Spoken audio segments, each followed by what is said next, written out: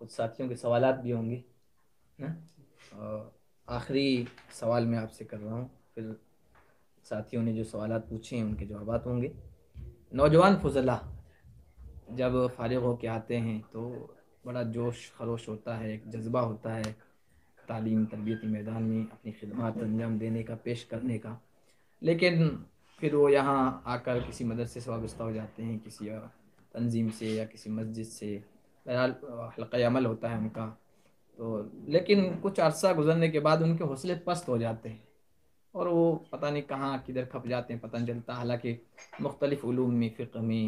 عربی زبان و ادب میں، نحو میں اور دیگر چیزوں میں انہیں اچھی صلاحیت ان کی ہوتی ہے اور وہ اس کو اچھے طریقے سے استعمال کرتے، پیش کرتے، یا یہ کہ ان کو مواقع ملتے تو بہت جی، کچھ کر سکتے تھے۔ تو کیا وجوہات ہیں اس کی؟ ایک تو مواقع ہی نہیں ملتے، مواقع بہت کم ملتے ہیں یا ملتے ہی نہیں۔ دوسرے یہ کہ حوصلہ افزائی بڑوں کی طرف سے نہیں کی جاتی،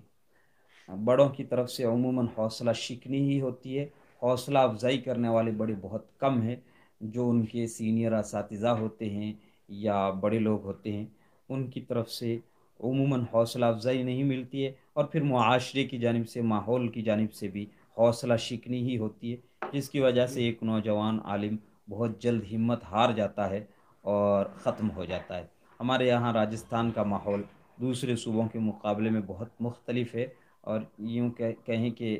یہاں کا ماحول صلاحیتوں کو بھسم کر دینے والا، صلاحیتوں کو ختم کر دینے والا، ایک اچھا خاصا قابل انسان یہاں آ کر کے مٹ جاتا ہے۔ تو بہت بڑی وجہ یہ ہے کہ بڑوں کی جانب سے حوصلہ افزائی نہیں ہوتی ہے اور مواقع نہیں ملتے، بلکہ حوصلہ شکنی کی جاتی ہے اور مواقع کو چھینا جاتا ہے۔